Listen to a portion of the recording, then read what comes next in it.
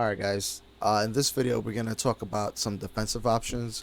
We are going to talk about alpha countering and rolling. So let's go over alpha countering really quickly, and all that is swapping in your current character for one of your assist characters. In order to perform this, you have to already be blocking, and it's going to cost you 1 bar.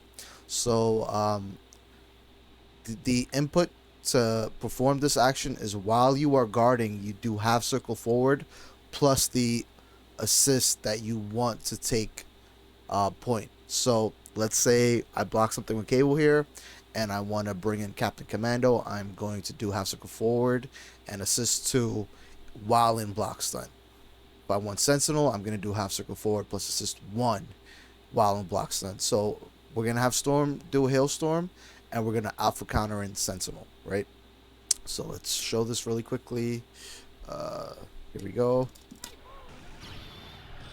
Okay, now let's play back. Half circle forward and assist 1, and Sentinel comes in, right? This is really helpful to get your assist characters in pretty safely. You can also like interrupt offense with it. So let's have Storm do this, right? Actually, hang on. Okay, let's do that. Make our life easier. So, there you go. So, alpha counter is really a good viable way to get your characters in. It's a viable way to stop offense if you have anti-air and people are harassing you like that. You can alpha counter in your assist and break the pressure. You can do things like that.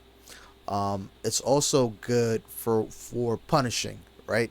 So I'm going to do a full screen Typhoon with Storm, and I'm gonna block. Okay, so normally I can't punish her there, right? But because I have Cable, who has a 1 frame super, I'm gonna be able to punish. Watch. Oh shit! Do it again, Storm. There you go. Punished because of the alpha counter, right? So a very, very valuable tool, and of course, like I said, it costs 1 bar to perform the alpha counter. When I cancel into super with cable there, that costs another bar. So there's no like getting away from the bar needed to be spent, right? It's expensive, but sometimes it's worth it. Now let's talk about rolling. Now in this game, if you look at the previous videos, we discussed the different type of knockdowns, right?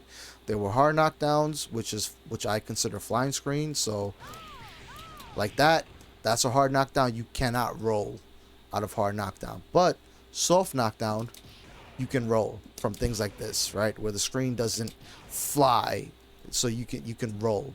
So normally if you don't roll, Storm can get something like this. Like that, right? So like rolling will prevent you from eating all of that. So how do we roll? Basically, well, not basically, the input for rolling is back, and down. So it's kind of like a first portion of a half circle forward. Um, but you can just do half circle forward and you'll get a roll, right? So during a soft knockdown situation, so we're gonna do the same thing with Storm. We're gonna go for that combo, but instead, as Cable, I'm gonna roll. So let's record that. Whoops. Actually, I can just make my life easier. Okay. All right. So let's have Storm do that, but this time we're gonna roll. See, and now I don't have to eat that follow up. So rolling doesn't cost any bar. It's completely free. So a lot of these combos where you see your character hitting the floor on a soft knockdown state, you want to be already inputting the motion for roll. I know if you guys come from Marvel 3, that's not a thing that you're used to, but you have to differentiate between spots that you can roll and spots that you can't. Anything soft knockdown, you can roll. So yeah, that's something you need to always be mindful of. This was one of the shorter videos, but I think it's definitely two mechanics that you need to be aware of on defense. So hopefully this was helpful. And again, guys, any questions or comments, leave them down below. See you guys on the next one. Peace.